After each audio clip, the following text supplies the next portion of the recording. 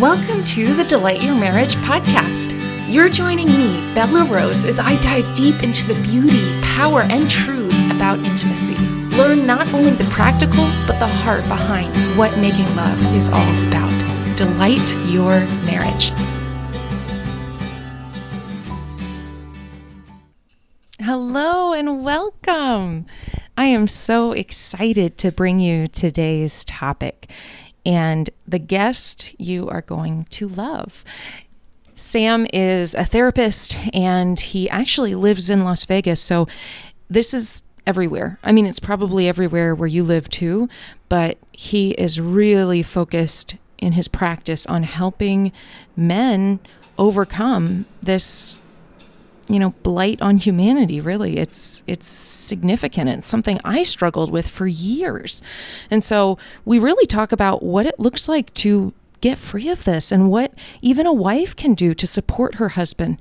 But both of you need to understand what's at the core, what's at the root to get out of maybe something that feels hopeless for you right now. So I'm very excited for this conversation. Before we dive in, I want to make sure that you are signed up for the men's training. It's called Masculinity Reclaimed Foundations. Now, this is the tip of the iceberg, but it's really what the entire 3-month Masculinity Reclaimed program is based on. So if you've heard any of these amazing transformations, you get to go to this free class coming up September 12th, and you'll be able to really get some of the material I actually use in my work with clients, and it's all re-recorded, brand new stuff. I've worked with some video guys to help me make it much better, higher quality. I'm excited about that for you.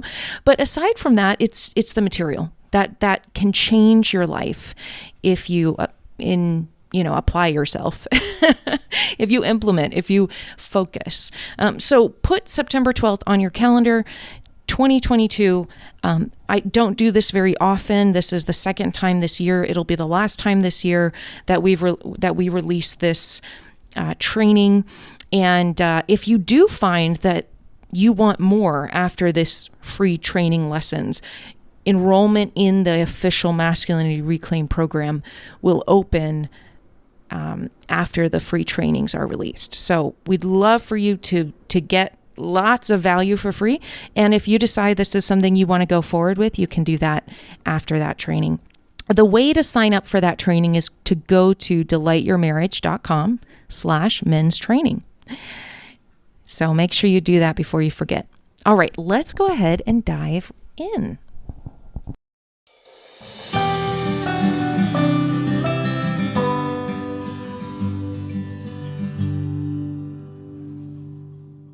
Welcome, Sam. Thank you very much. I'm so excited to be here.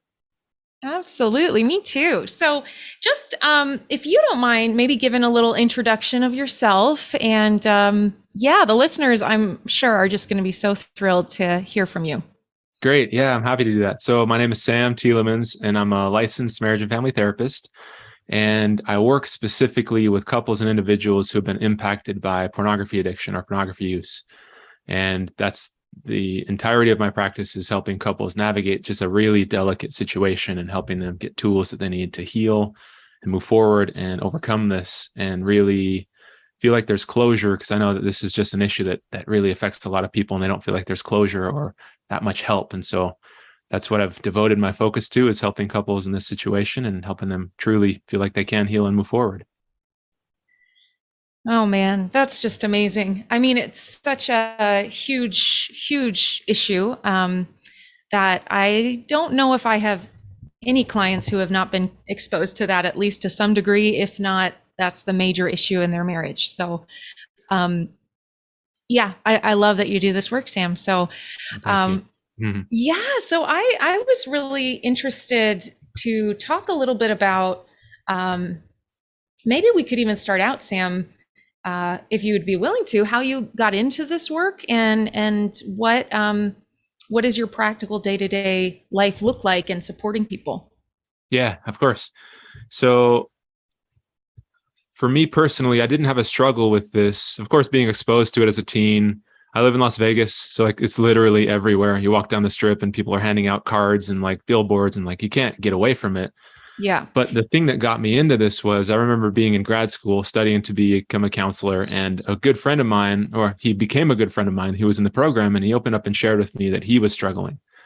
And he said that he literally tried everything like under the sun, anything that he could get his hands on in terms of a resource or a therapy, group therapy, meeting with pastors, praying, fasting, counseling. Like he literally worked harder than anybody I'd ever seen, but he could not overcome it.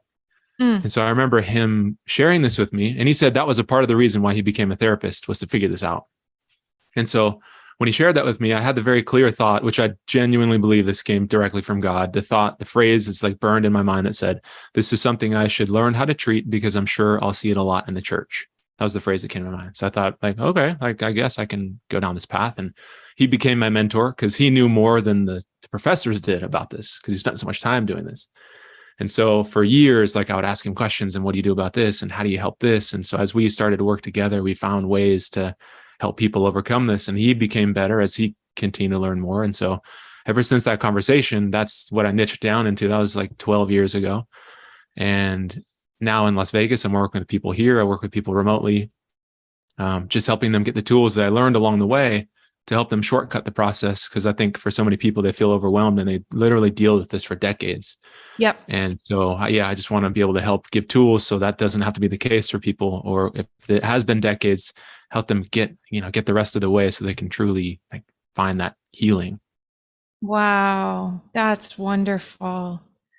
That is so good.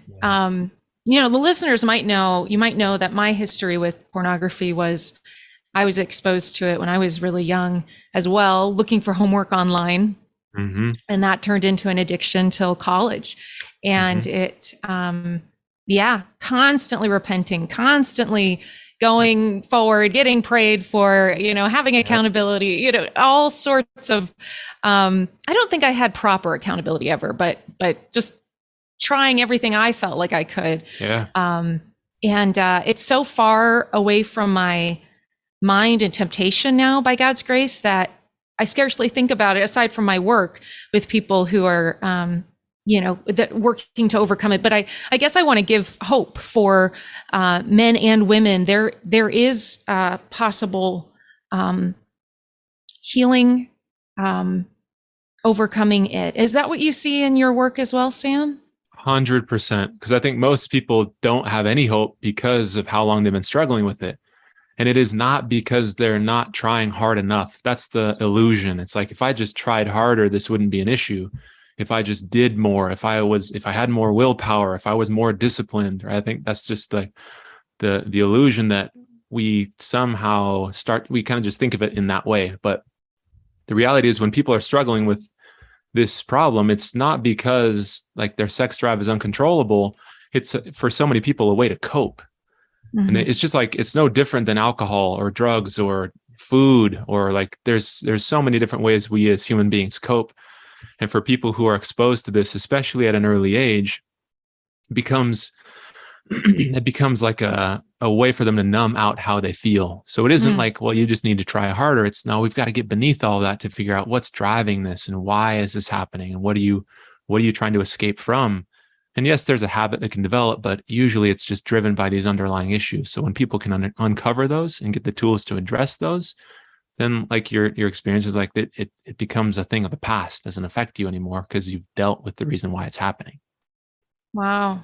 So if there's a gentleman listening who's like, you are absolutely speaking my language, I have that exact issue, and it's not, he's needing that, grasping for hope. What would you say his first step should be? So I think the first thing is to better understand why, like spending some time to reflect on why this has been an issue. Like maybe to more specifically describe this, we want to uncover, like the step number one when I work with somebody is we have to figure out what's driving this. And uncovering is this a coping mechanism? And if so, what are you coping from? Like, what are you trying to numb out? Is it feelings of inadequacy or low self-worth or not feeling worthy or seeking acceptance or approval, we need to understand what's driving this before we can then take a step to address it. Because without addressing the core piece, people can do well for weeks or months at a time. But if eventually the fuel isn't addressed, you can only sustain, like willpower only goes so far. Mm-hmm. And so like when I work with people, step number one is to figure out what's driving this, what's triggering all of this, to then, then we can come up with a plan to figure out what's, how do we address it? Mm-hmm. It's really good. It reminds me, I don't know if you've heard of the study where they were trying to figure out why drugs are so compelling. And so they had these rats, and there was like a, you know what I'm talking about? Yeah, I've heard of that. Yep. It's fascinating. Yeah. So they had, I don't know if it was heroin drips or something. And like the rats could go to the heroin, and it was like an empty cage with nothing. That was basically the only thing available was this heroin. But then they gave rats this other, like almost like amusement park for rats, where there was other rats around for social environment. There was healthy things. Who knows? Yep. Rat's paradise. And then the rat, they're like the, there wasn't that temptation to the drug, if you will, like it was previously. And so I'm not getting the details right. I don't know if you're right. Further. You're exactly right. Yep. Rat Park. They call it Rat Park, the study. And that's exactly what it is, right? They equated to, we're no different as people. We need to have things that fulfill us. We need to have relationships. And that's a part of why people struggle, is like they believe they're unworthy. They don't feel loved. They feel like there's something wrong with them.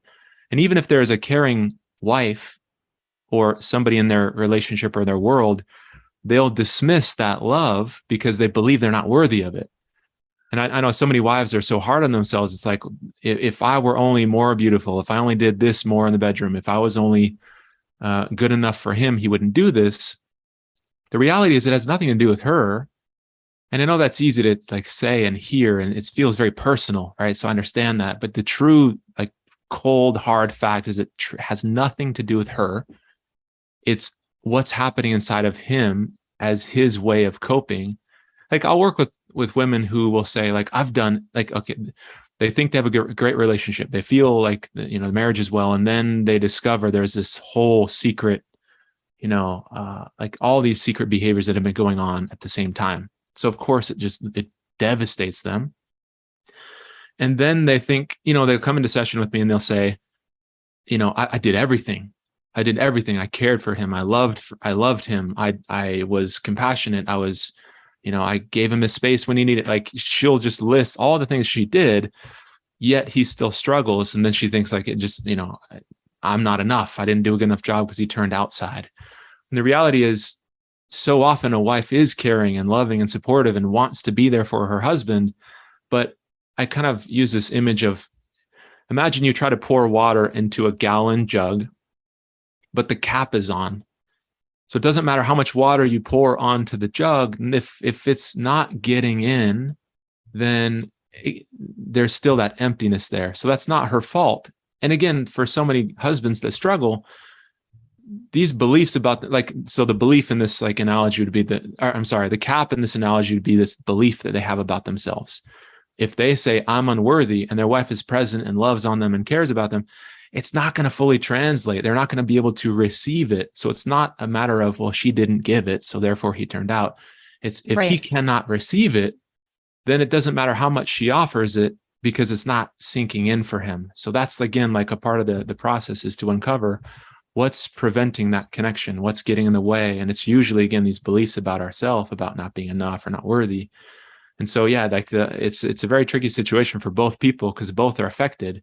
And so it's important for both to better understand why this is happening and how. And so, again, that creates like a path forward for them. That's really, really good.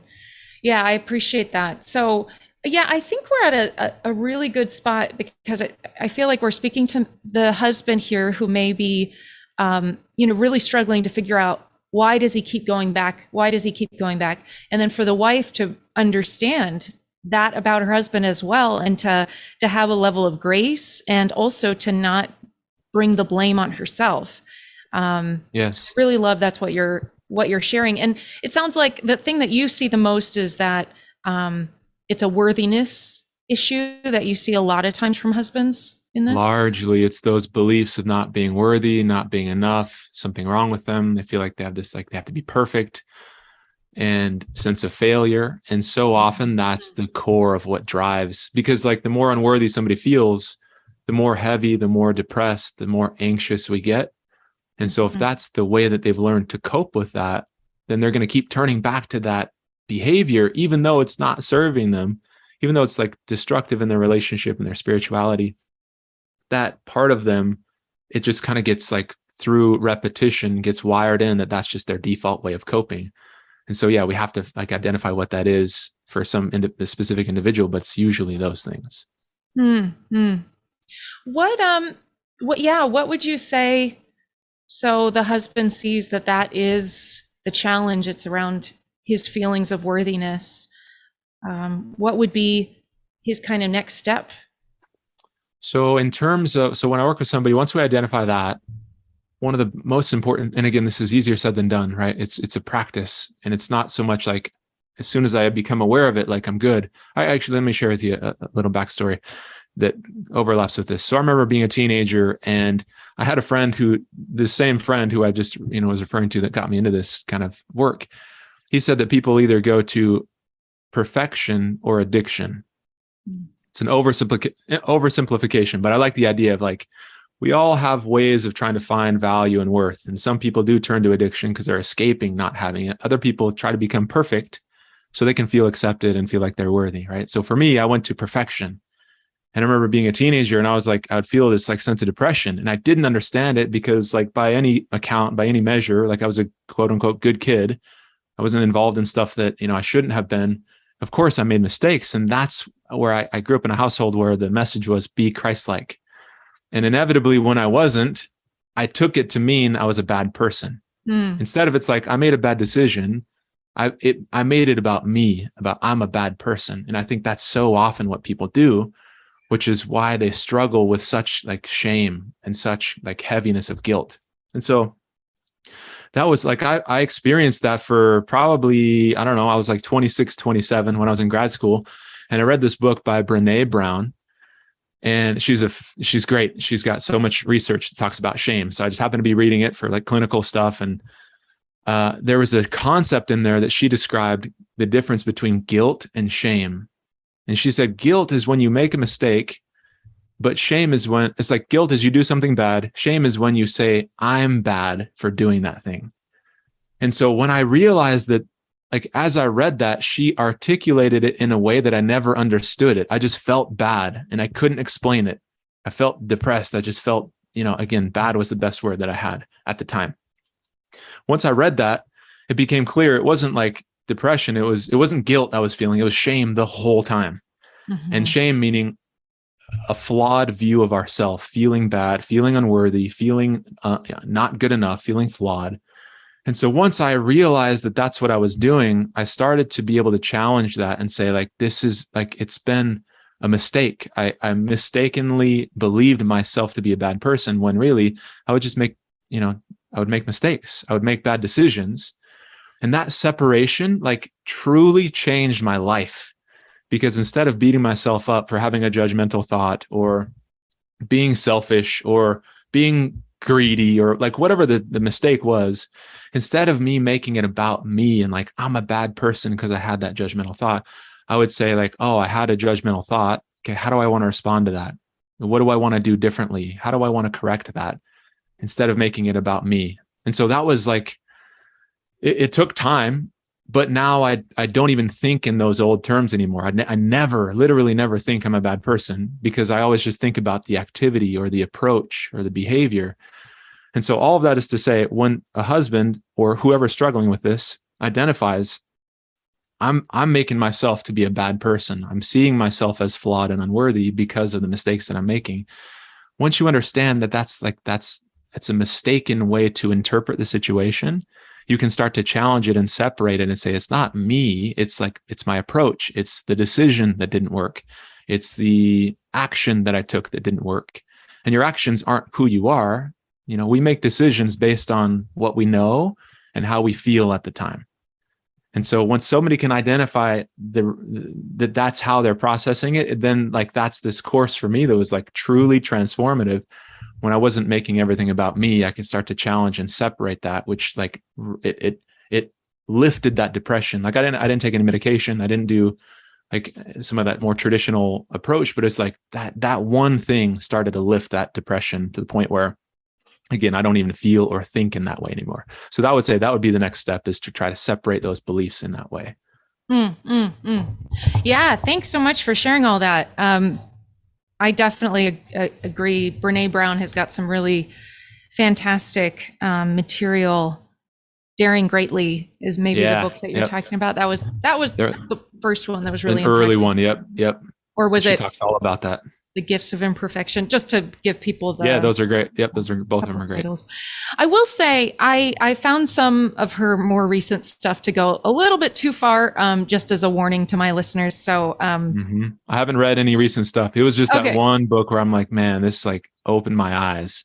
So I don't know what some more recent stuff is all about. It's more along the lines of you have to just read it all with a Christian lens, and to remember that Jesus died because we're sinful, because we have made mistakes, because we can't help but be sinful. Like that's kind of a function of needing Jesus. That's why. And so I've been thinking about this a lot, Sam, because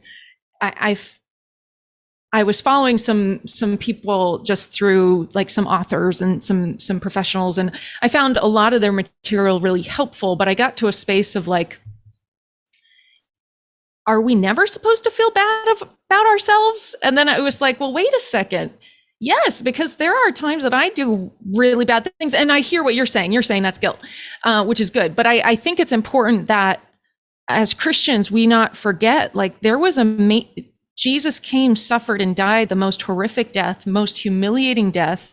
And it was fitting to the sin that we have endured. So as Christians, I think there's a whole extra layer of hope that no one else gets to have. Like we actually get our slate washed clean. Right. So when this individual listening, when you repent of the pornography that you literally just finished watching, your slate is washed clean. You are washed cleaner and whiter than snow. It's not because you just earned anything. You didn't earn anything. It was a spiritual, miraculous, transformed heart if you can have faith that he indeed did take that to the cross. And so yeah, I mean, I think when we have that framework of Jesus took it, then the guilt is something that we can give him, and we can give that to him. So I'm curious your thoughts. I think that's so important. Yeah, I think that's exactly right, because that's the reason why he came. I mean, like it wasn't, I remember hearing somebody say, like, it wasn't repentance isn't the backup plan. It is the plan. Like that was the way it was intended the whole time. It wasn't like some contingency, like, well, I guess these people made mistakes, so I better figure this out. It's like, that was the way back. And so I think the idea of feeling guilty, feeling regret and remorse, like those are important, like that nudges you towards the right direction. For me, I didn't have the language. I just would use the word bad in my head. I just feel bad. So it wasn't remorse. It wasn't guilt. It was like self-loathing. And I think that's the distinction that we want to try to help tease apart. There's a difference between remorse and guilt, and like, you know what, I should do better. I shouldn't have done that. I need to make some improvements. I need to repent, versus like the self-loathing, the hatred, the unworthiness as like, to my core. I guess sometimes that word worthy kind of gets a little confusing. Maybe it's like feeling flawed, or it's like this heavy, like internal hatred, self-hatred, self-loathing. That's the stuff that we want to separate out and get to guilt.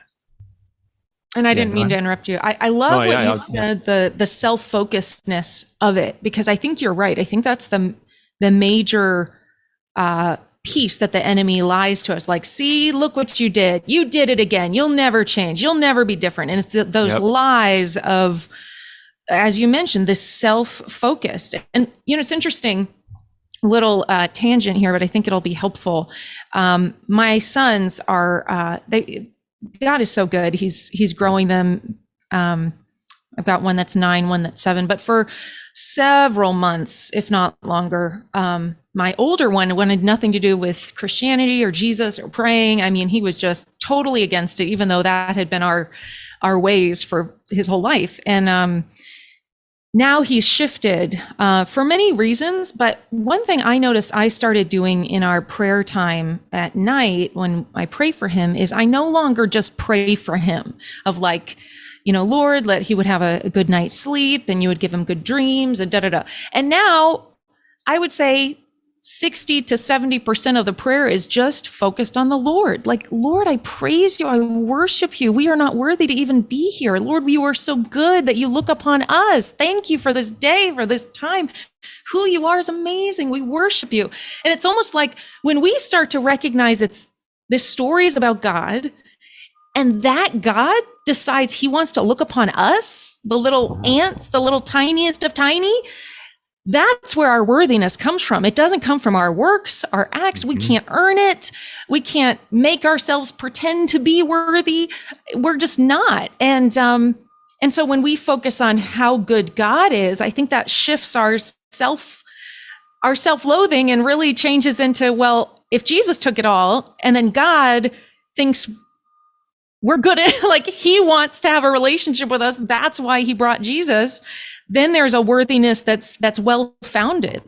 And that's the key, right? Is being able to find that sense of worthiness. And like you said, it's not through, like for me, I mistakenly thought that I would get my worth, I would feel worthy through being perfect.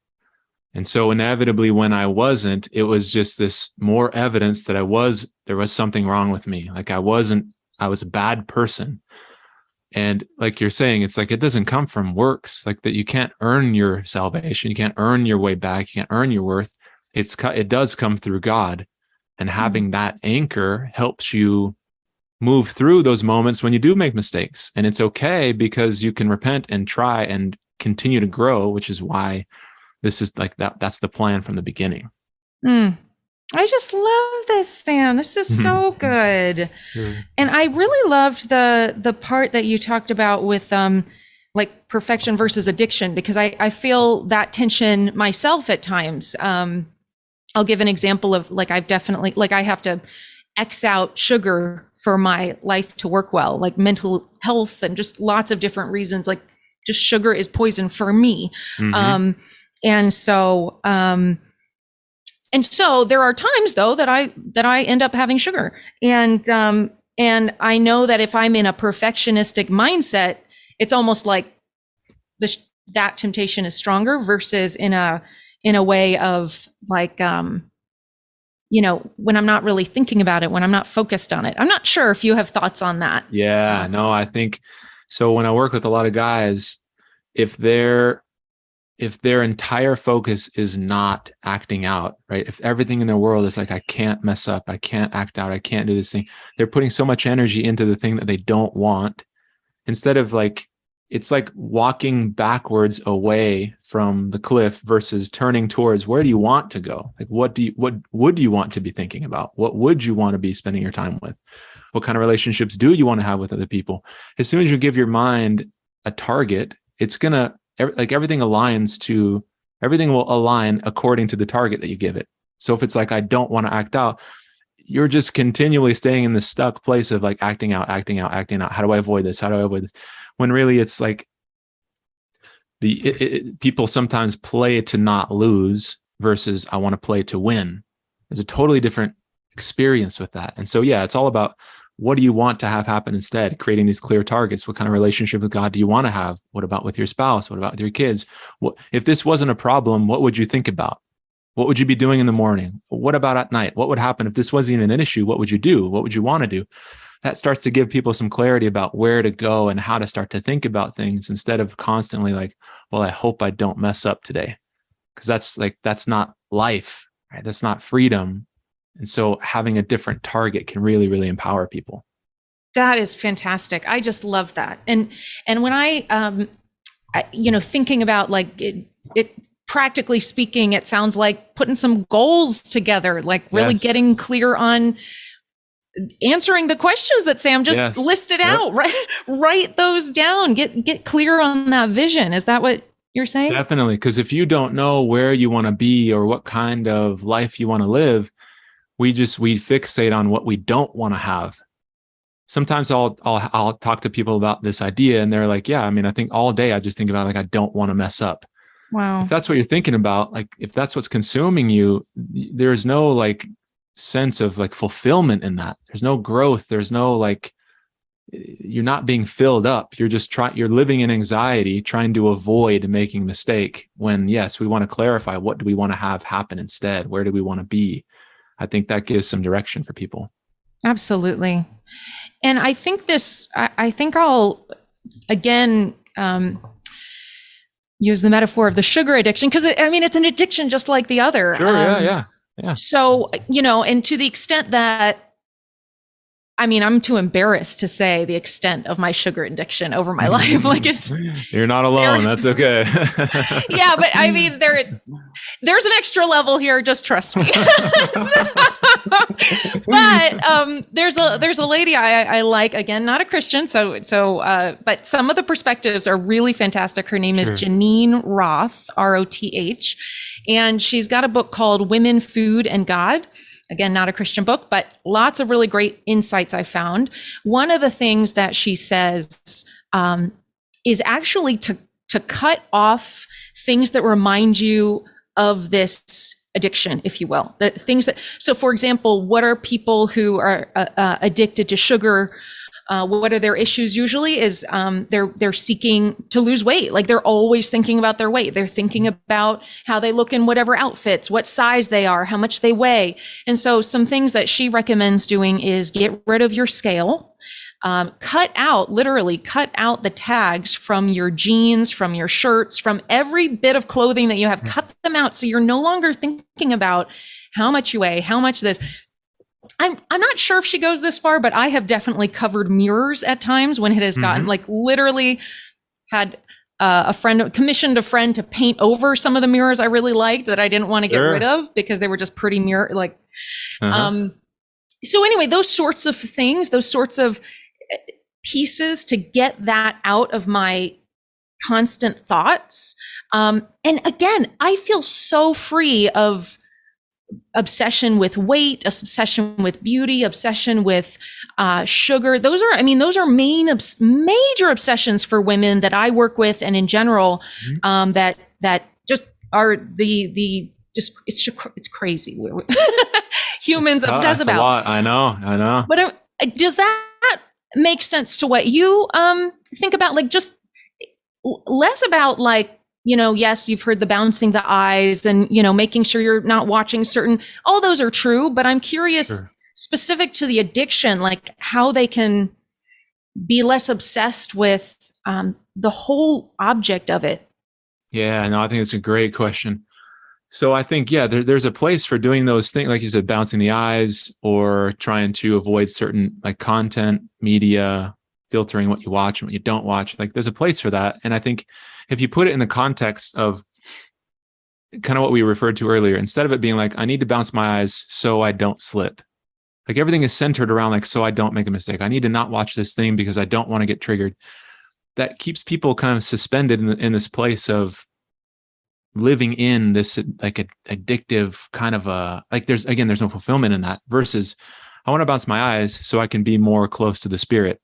I don't want to watch this media so I can feel so I can feel more love for myself or for my spouse. Like I want to have a pure marriage because when I do, I feel like so connected to her. So I think it's how you frame it. You might do the same activity, but framing it in that way, the mind will start to adapt. And again, the feelings will align with what we want. Because if it just not slipping, there's no like positive feeling with not slipping. But if you're feeling the spirit more, if you're feeling more like open communication with God, there's all sorts of positive feelings with that. So I think that on one level is important. Then in terms of, can I pause you there, Sam? Yeah, of course. Yeah. I just think that's so good, because as a woman, even that works with men, at this point, I know pretty well how they think. And so, the women that are, I live in New York City, similar to Las Vegas. is everywhere. And summertime, Yep. crazy. And so, I think for me, I'm at a spot of like, my husband even thinks I'm a little paranoid. So I'm just like, oh my gosh, why do you wear these crazy things all the time? Right. Stop, cover your clothes, put something on. Yeah. But I love that perspective because often like I even want to have a judgmental glance, in a like, are you kidding me? What? That sort of a thing. Right. And isn't that just as sinful, right? Sin is just as, the same kind of level of. And so I love that perspective of where are we going towards? Like we're going away from the sin of objectifying or lusting or whatever. But also this is actually probably really helpful for a wife listening. For you is like, what about your temptations to think about his sin or to, I've definitely done the sin of watching my husband's eyes when I see a sexy woman walk past or something like that. Of course, yeah. And what is that? I love your perspective on like, no, I don't want to do that for the purpose of, I want to grow closer to the Lord. I can't have empathy with that woman, for that woman, or pray for that woman as she walks by if I'm busy judging her. Like there's all these aspects of wanting to grow closer to the Lord. And that's actually the motivation, not the negative motivation. So I love that. Yeah. Well, thanks. No, I think that's a great application as well for the spouse because usually I think that, if a wife is in a relationship with somebody who struggles with this, naturally she's going to feel anxious. She's going to feel afraid because that's like marriage is designed to have, it's that intimacy is shared between him and her. And so if somebody else or something else comes between that, it violates the agreement. It ruptures the bond, like on the emotional, spiritual, physical level. If there's a break in that bond, it creates hurt, it creates fear, it creates betrayal.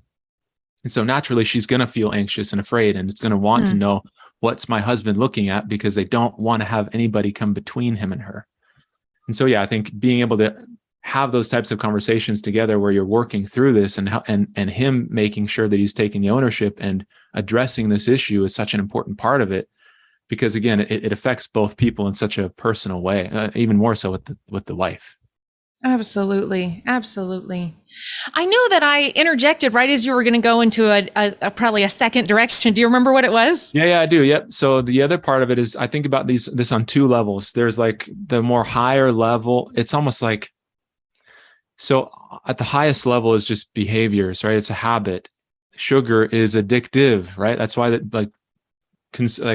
companies know that. So they just dump sugar into everything. Like it's literally in everything. And so they want people to consume it. So on one level, it's a habit because biologically we're wired to get that spike of dopamine. And so there's nothing wrong with us. Like it does hook us. And so a part of it is like you're saying, it's like being mindful of things that remind you of that and trying to be more intentional about meal planning or whatever, whatever the thing is.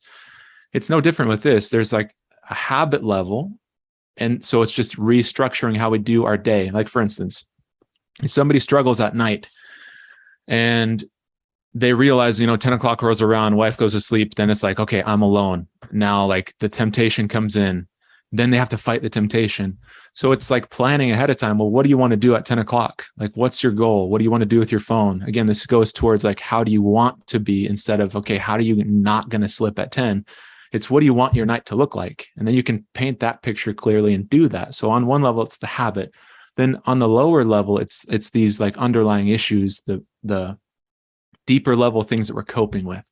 So this again goes back to those beliefs, because if somebody is feeling this sense of self-loathing, we want to address that at the core so that he then or she feels a sense of worthiness and love and feeling adequate and feeling like how they want to see themselves, a sense of self-esteem. And once people get in touch with that and can feel like that's their anchor, then it doesn't really have the same pull. Like I'll share with you one quick example. I remember working with somebody who said he would go to the gym. When he got to the gym, he'd walk around and he'd scan the room. And he'd be scanning for some woman to get this like nonverbal like sense of approval. Like if you're to walk into the gym and some girl gives you the eyes, you're like, oh yeah, like, okay, I feel good. Like you walk in, he get the eyes from some girl and feel like, yes, like I'm the man. And his whole thing was he would scan and he's like, what am I doing? Like, and it escalated to getting numbers and like talking to other women. Wow. So when we uncovered what's driving all of this, it became about it wasn't about the woman. He wasn't unhappy with his wife. It became like what that meant for him, which is if I can get somebody to give me their attention, it means that I'm worthy. It means that I'm good enough. It means that I'm acceptable. And so once we helped him break that old belief, find his worth in a different place, again, like we talked about earlier, anchoring to God, finding worth in ways that are true. Once that shift happened inside for him, he wasn't scanning the gym anymore because he realized what it was about and he got his need met in a different way. So he didn't have to do that. So I think addressing it on both of those levels is critical for it to be sustainable, because habit change is important, but you can't willpower yourself through that, that belief of, well, if a girl gives me attention, then I'm enough. It's not, so you can't just you can't habit your way out of that. You have to break that belief. Yeah, I love that. And I agree with you wholeheartedly. It's the uncovering of it. So often we don't have a single clue why we're doing what we're doing, that it's based on a belief about ourselves. And maybe it's based on beliefs that were just patterned by us from our parents. Maybe our parents never even said anything about that, but they happen to have the same belief. And just by osmosis, you practically picked it up. That's exactly right. And I think without understanding that, because again, whether it's a belief about ourselves, a belief about sex and what it means to get attention from somebody else, and like if we think we find our worth there, we're going to be driven to do that thing, even though it goes against our values. If it becomes a part of our programming, like you said, just even if it's by osmosis and being around it, we absorb it and we think like, well, this is how it works. When even intellectually, no girl gives me worth, no man gives me worth. But if emotionally that's like been programmed, then that's going to be running the show. So we have to identify what it is to be able to then break it. Oh, wow. That is just fantastic. Okay.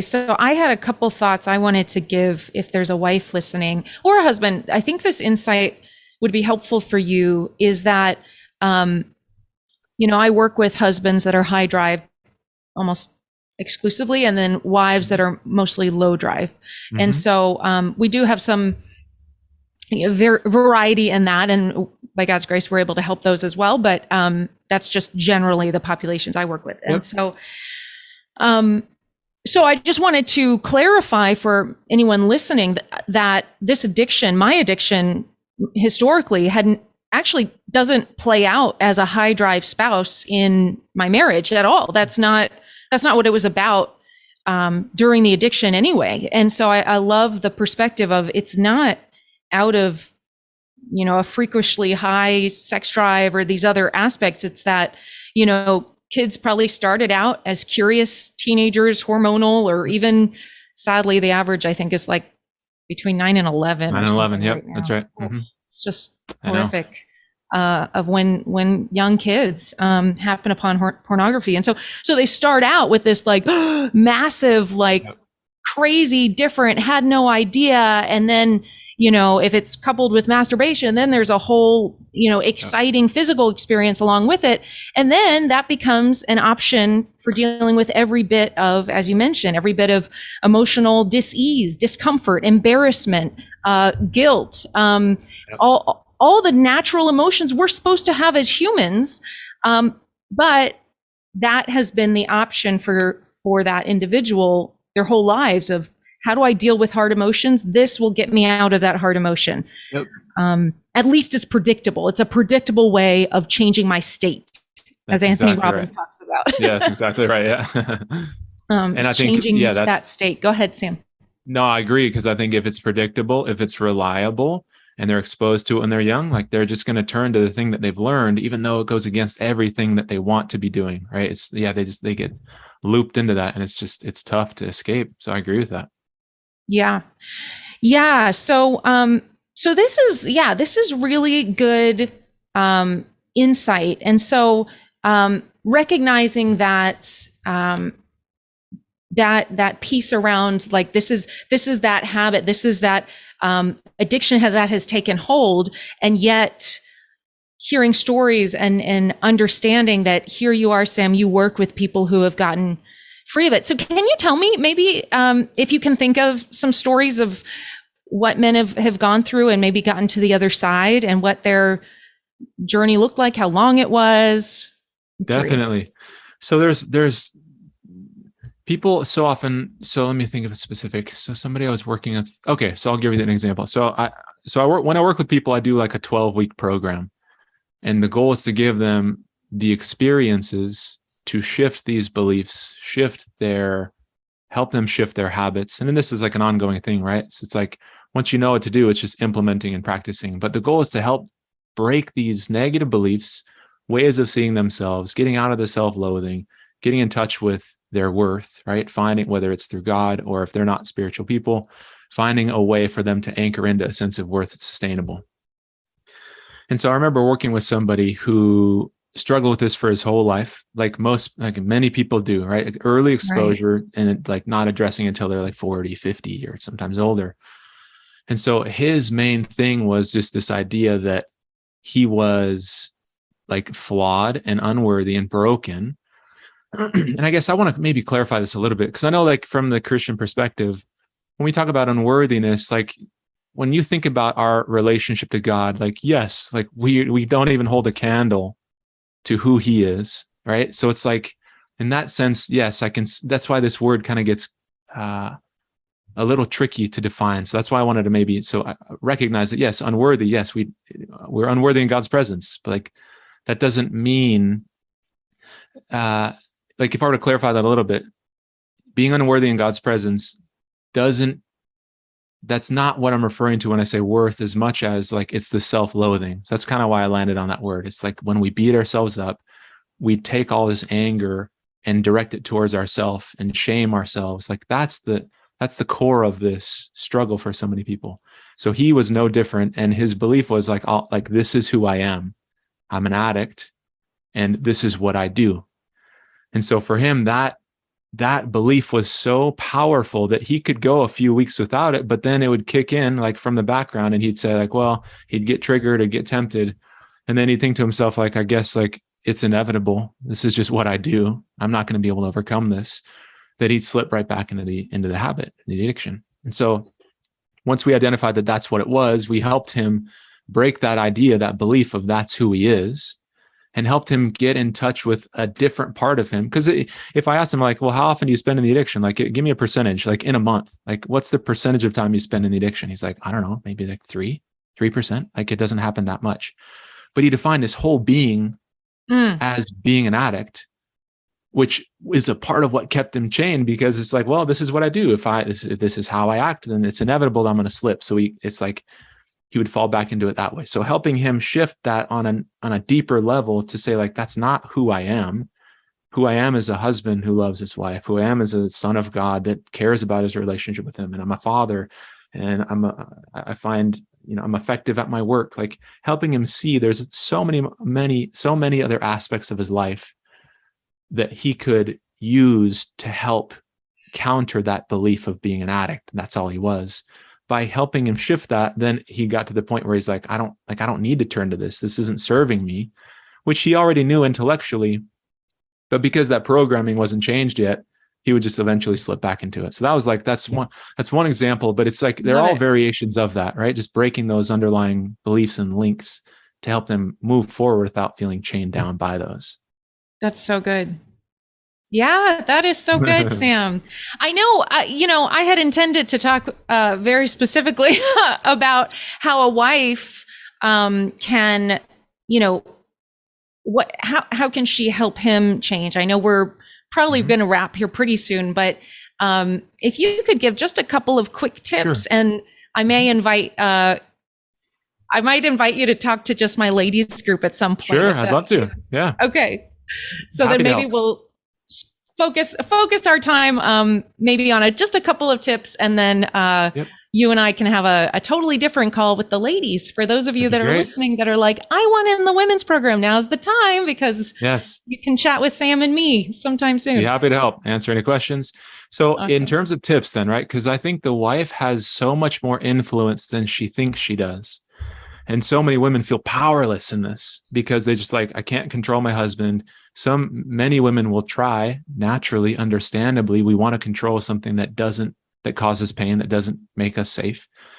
And so the most effective thing, if a wife is in a relationship with a husband who is against changing, and he does not acknowledge that this is a problem, and he doesn't care, he's not going to try, there's a subset. There's some relationships where the husband is struggling and he's trying and he does want to overcome this. It's maybe there's a different set of tools that you'd use for that versus in this situation, if the husband is like, no, I'm not going to change. Like it's not that big of a deal. You're overreacting. And this isn't even a problem. All guys do this, or whatever they say. So in terms of what a wife can do, the best thing that she can do is set boundaries. And I know that this is something that a lot of people talk about, but I'll share with you just a couple of ways to apply this. So if a wife doesn't feel safe and she says, in order for you, because again, a boundary is not about control. A boundary is you setting up a place where you feel safe. You're creating the safety within this bubble. And you say, if you want to come into this bubble with me and be close to me and be emotionally open with me and be intimate with me, it's going to be on a foundation of honesty. It'll be on the foundation of sexual integrity. It's going to be on a foundation of, whatever she needs in order for her to feel safe enough to do those things. And so if husband says, I'm going to watch pornography and it's not that big of a deal and you're overreacting, and she says, like, I can't control you. That's not acceptable for me. So if you want to be in a relationship with me where I open up with you and I can be emotionally present and available and have that, like, that type of relationship, or even like physically, like with regard to intimacy, I cannot be intimate. She might say, I can't be intimate with somebody who's not where there is sexual acting out outside of the relationship. I don't feel safe enough to do that. So if that's a part of the relationship that you want with me, then it needs to be on this foundation of, I need you to be working on the addiction. I need this to be something that's out of our life. I need this to be a primary focus. I want to know what your plan of action is and how you're going to deal with it. So she can set up this arrangement where arrangement might not be the right word, but like she can get clear about what she needs in order to engage with him in those types of ways. And if he chooses not to do that, she can still feel safe in and of herself. Like she doesn't have to have these open, intimate conversations with him and be physically intimate. When she says, because so many women will say, yes, I guess, I'll be intimate because I don't want you to act out, but they feel so bad about that. It just feels wrong to them. And so instead of saying, I'm going to do that, it's like, I'm not going to do that anymore because it doesn't feel good for me. And the boundary is, I want that kind of relationship with you if XYZ is in place. Again, if you're working on this, if this is a priority, if you have a plan and you're showing me that you're doing it. So I think the boundary is what can help activate him or initiate him to taking steps to really addressing this. If she says, I can't engage in this type of relationship with you, there's so much more I could say. I know this is scratching the surface. I can tell. I know. Yes. There's like a lot of things but like, if I were to just condense this into like that idea of like boundaries help you to feel safe in and of yourself with a gate, right? There's a door. It's not just like, you're a bad guy, stay away from me. It's like, this behavior doesn't work between us. Pornography does not work for me and my relationship with my spouse. So if you want to have the most fulfilling, connected, intimate kind of relationship with me, I want that too, but it cannot be when XYZ is happening. Yes. So for her to establish what does and doesn't work for her, he then has to either align with that or not.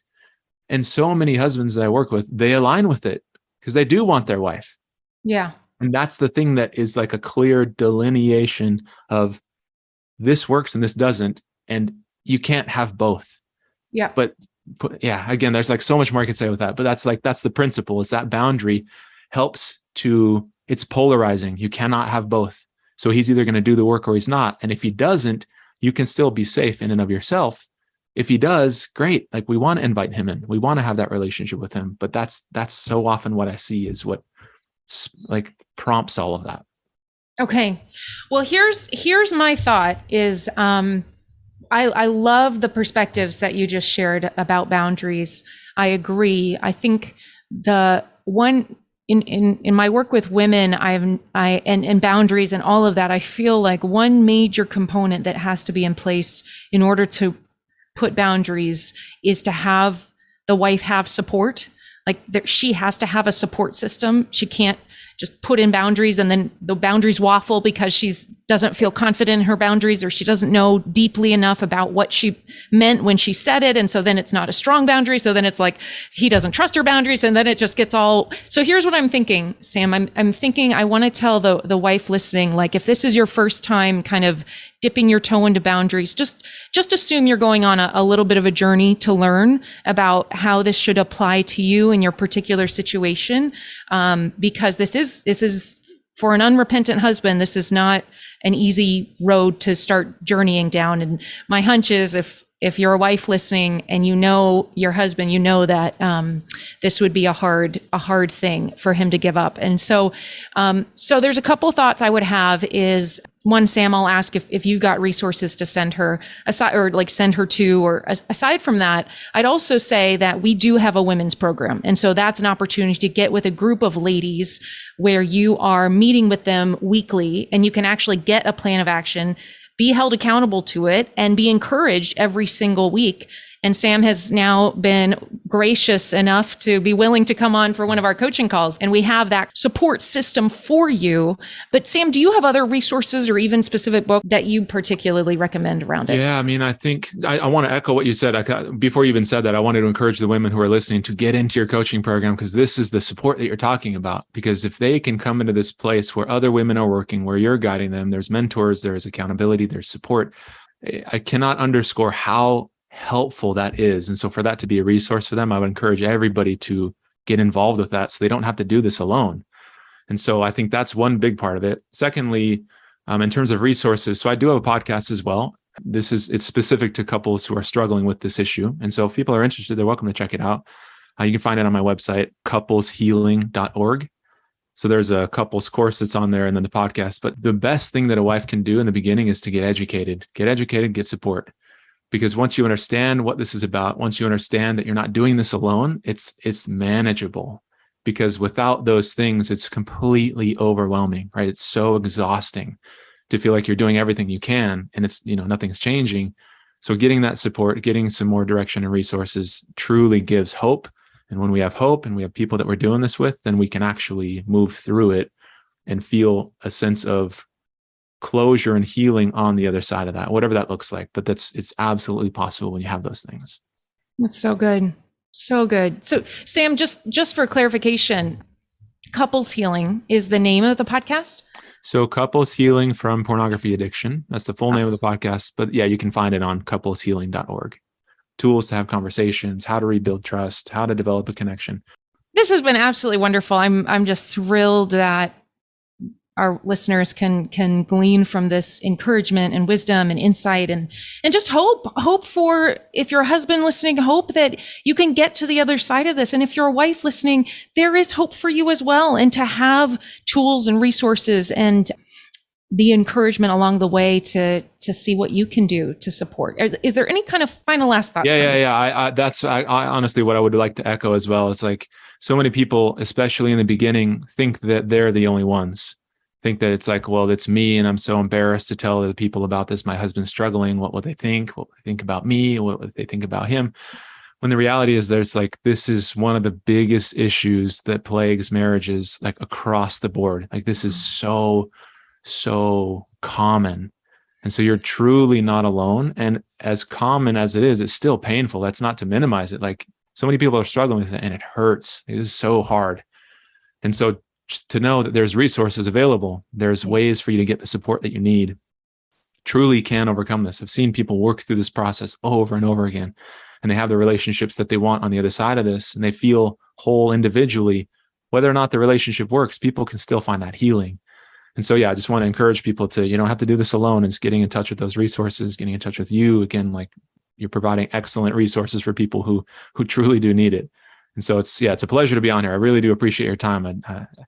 I'm really excited to be here because I know the work that you do. So thank you.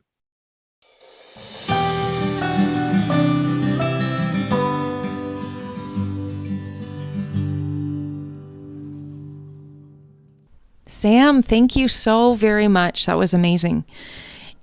Now, if you are listening and have suffered and maybe are suffering from the effects of pornography, whether it's you yourself or whether it's you as a wife wondering how to support your husband and how to support yourself so you feel safe in order to heal your marriage, let me just pray for you. First, I'm going to pray for the husband, and then I'm going to pray for the wife who might be listening.